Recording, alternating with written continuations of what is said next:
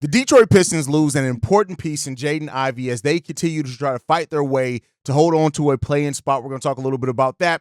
Plus, the Denver Nuggets could pursue Jimmy Butler as their interest in Zach LaVine is now reportedly waned. And the Magic, the Spurs, the Lakers, and more are linked to potentially trading for DeAaron Fox, even though it's come out that the Kings have no plans to trade DeAaron at this year's trade deadline. We're going to get to all and more right after this.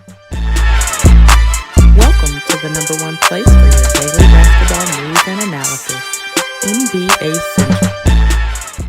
What's going on, basketball fans? Welcome to another episode of NBA Central, your number one spot for everything basketball related. I'm the host there, Hayes, but more importantly, you guys can follow the channel at NBA Central Pod on every social media platform we happen to be on. With that said, let's go ahead and get into this content for today. So unfortunately, the Detroit Pistons lose Jaden Ivey to basically a broken leg, unfortunately, and his timetable for return is not known at this point in time. If you kind of look at a good way to, and again, every injury is completely separate in its own. Everybody has their own, timeline and things like that. But if you look at it, for example, Paul George had a pretty nasty broken tibia, and he was out for about 16 months, is I think what it ended up coming down to when it was all said and done, something like that. So, Jaden Ivey returning this season is basically out of question, right? I want to be clear there. But, the good thing about it is that there's no ligament damage, nothing like that. So once he does return, he should be able to, it shouldn't be anything to where, he should lose any movement or anything like that. Jaden Ivey has played really well for this Detroit Pistons team. You look at like how it's gone from him last year under Monty Williams, Killian Hayes playing ahead of Jaden Ivey at times. And it's just important. JB Bickerstaff came in there with his staff, and they saw a vision, right? And I always look at that Monty Williams signing by the Detroit Pistons, and a big reason that should go a long way in why getting a coach that believes in your roster should really be the focus, right? Because Monty Williams clearly didn't believe a lot in that Detroit Pistons roster. My personal opinion. You look at how he managed the assets, how he even coached the team, right? I think that was all kind of evident that he had, quite a bit of doubts in regards to who and what these players could be. And, you get in a guy like JB Bickerstaff who kind of has more of a clear vision, a clear role. And Jaden Ivey was having a career year, 17.6 points per game. He was shooting at a career best 46% from the field, and also a career best 40% from three-point range, taking a career high 5.1 per game. Also averaging 4 rebounds per game, almost a steal per game as well, 4 assists. Like, Jaden Ivey was completely playing, really well for this Detroit Pistons team. And you look at where the Pistons sit right now at 9th in the Eastern Conference. They have a record of 15-18. And this is a team that, while they could very well look to make a pivot, right? And do some different things as far as maybe focus on keeping their draft pick. This is a team that's out there trying to win games. They're trying to compete, right? They're not just packing it in. They're actually out there competing. And so because of that, you hate to see them lose a player who's playing really well for them like Jaden Ivey, right? He's gone such a 180, not 360, because 360 ended right back where you were. I hate when people say if he's done a 360, so he's right back where he started. He's done a complete, really 180 and just how he's viewed and things like that. And so, the Pistons have right now, they're in the ninth seed. They're positioned for a play-in spot as of right now. And the question now is how much does losing Jaden Ivey for a probably what's going to amount to the rest of the season really impact this team, right? So the Pistons are clearly going to look, replacing his 17.6 points per game is going to be really tough when it comes down to it. And Bickerstaff also said this. He said, it's tough. No better teammate person than Jaden Ivey. No one who cares more about this thing than him. It's tough to see. And so it really does suck, man, that he's going through this leg injury, that he has this broken fibula. I think I said tibula, broken fibula in his left leg, and it really sucks. But now when you look at and you turn this and now look at, okay, how does this impact the Pistons in their play-in run, right? Because they're trying to make that run for the play-in. I said it, they're the 9th seed right now. They hold a 1-game advantage over the Philadelphia 76ers that are the 11th seed, and a half-game advantage over the Chicago Bulls, which are the 10th seed. And it's going to be tough for the Pistons, right? They don't have anybody that's going to step in. You look at right away that's going to just be able to step in and replicate his role. You do have guys like Malik Beasley as a veteran, Tim Hardaway Jr. as veterans that could step in and you can rely on a little bit, even though those guys are quite flawed, right? And then you also have guys like Marcus Sasser. You have Azur Thompson. You have Ron Holland, right? The rookie there in Ron Holland as well that can look to step up, take on a bigger load for this team. And I think you want those guys, right? I think either way, you want whoever's going to step up to step up. But you look at like Azur Thompson, for example, and he's only averaging 7.5 points per game, even though we know his defense is one of the biggest things that he brings to that team. But if he can step it up a bit offensively, he could definitely help the team considerably, right? You look at Marcus Sasser as well. He's coming off the bench, the guard off that bench for the team. He's only averaging 6 points per game, right? But again, he could take a little bit more. But I'm really looking specifically, personally, at Ron Holland, right? This is a guy who the Pistons just drafted, number 5 overall. He's averaging 6.2 points per game. He's averaging only 15 minutes per game as well. He's played in 33 games for that Pistons team, so he's playing, right?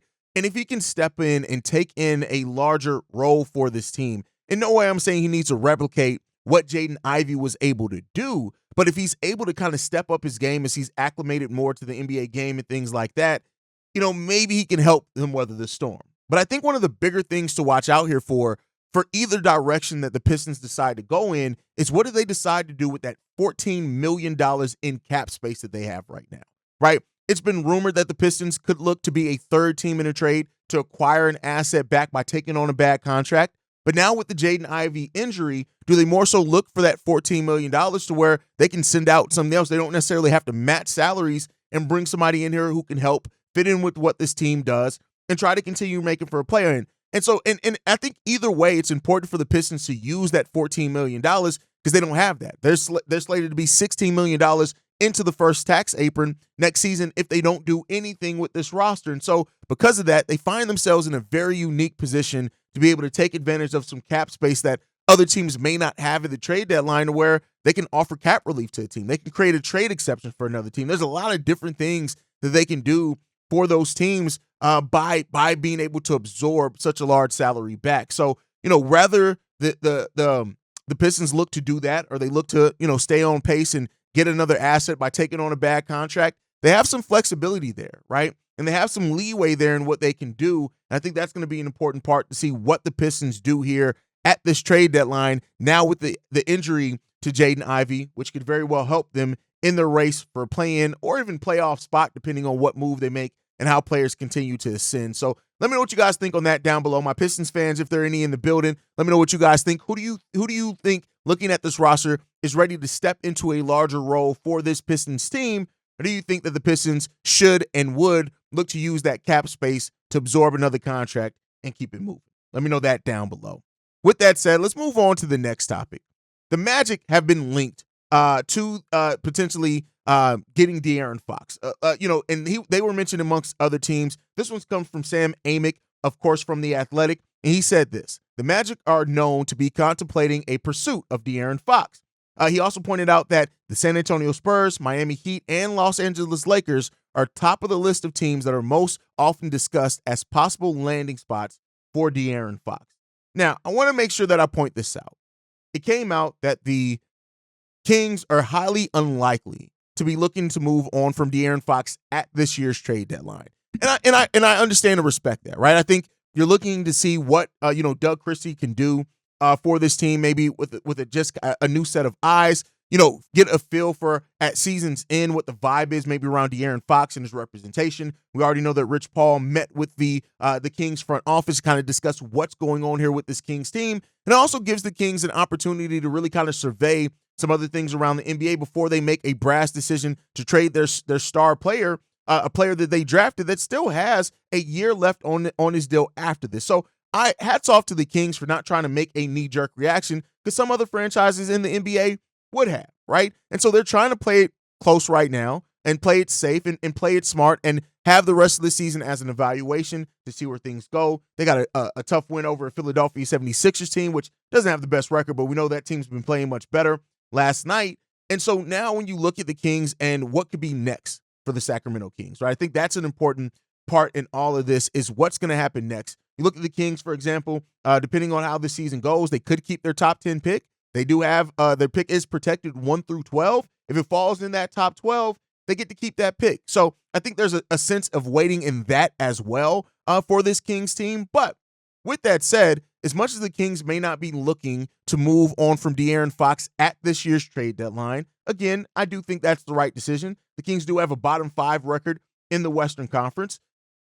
But these other teams that are circling and looking to see and waiting to see what the Kings ultimately decide to do with the Sacramento Kings all kind of make sense in their own right? You look at the Magic, for example, right? While Jalen Suggs has taken a huge step up for that team, there's no doubt that while the Kings are a very solid defensive team, they can use that scoring punch that De'Aaron Fox. You look at what he's doing so far, right? Career high 26.8 points per game, 5 rebounds, 6.2 assists, and 1.6 steals per game, right? De'Aaron Fox would pair with Paolo, pair with Franz, right? Mo Wagner, who's also going to miss some time, right? The Orlando Magic got all those injuries. But De'Aaron Fox makes a whole lot of sense for that team, that Orlando Magic team. And I think if you're able, depending on what they would have to give up in that theoretical deal, I think they will try to keep and hold on to most of their pieces. I mean, you look at this Magic team, they're still a top 5 team in the Eastern Conference, even despite all the injuries that they've had. To Paolo, their best player, to both the Wagner brothers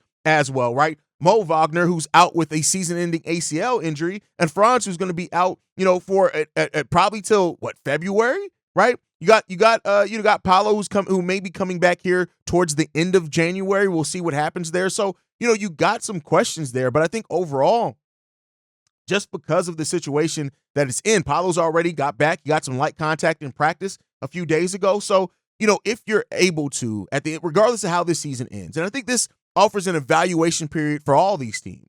The Orlando Magic, they get Paolo back. They hopefully get Franz back as well. They get to really see what these players are going to look like and how they finish the season and see exactly what type of scoring punch they need. It makes sense for them. You look at the Spurs. If you're able to pair De'Aaron Fox with Wemby, you do it, right? And the Spurs also have picks. They have young players as well that if the Kings do go into a more rebuild type scenario, it could make some sense there, right? And I think either way, if they move on from De'Aaron Fox, unless they just get a crazy deal back, they're going to be basically in a rebuild. So the Spurs make a lot of sense there. The Miami Heat, are just looking for talent at this point. They're trying to add whatever they can. They're going to be there. And the Lakers, again, they're another team. They're going to be mentioned in probably trade conversations for every single player that comes up between now and then.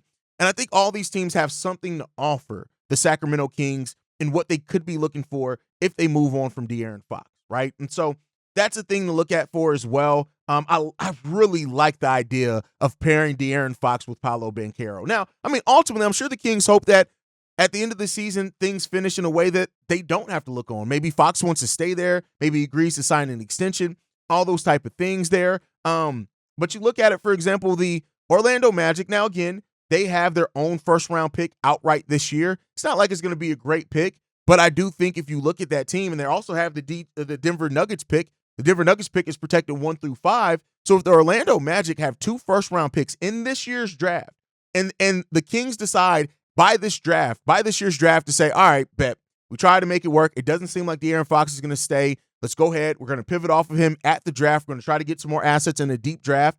There's that part of it, right? The Orlando Magic also own their own first-round pick in 2026, which is shaped up to be a really deep draft as well. Now, with the Orlando Magic, they can move their own pick in any of these years because it's all unprotected, their own first-round pick. So they have a lot of picks that they can offer in a move like that. So it can make a lot of sense for the Orlando Magic to be very aggressive about going out there and getting some of the scoring that this team needs, while De'Aaron Fox is still an active defender as well, helping them get out in transition with the steals and things like that. It just comes down to, outside of the draft picks, what else are they interested in? The Spurs are another team. The Spurs have a total of 5 potential picks in this year's draft. They own the Spurs pick. The Hawks pick outright.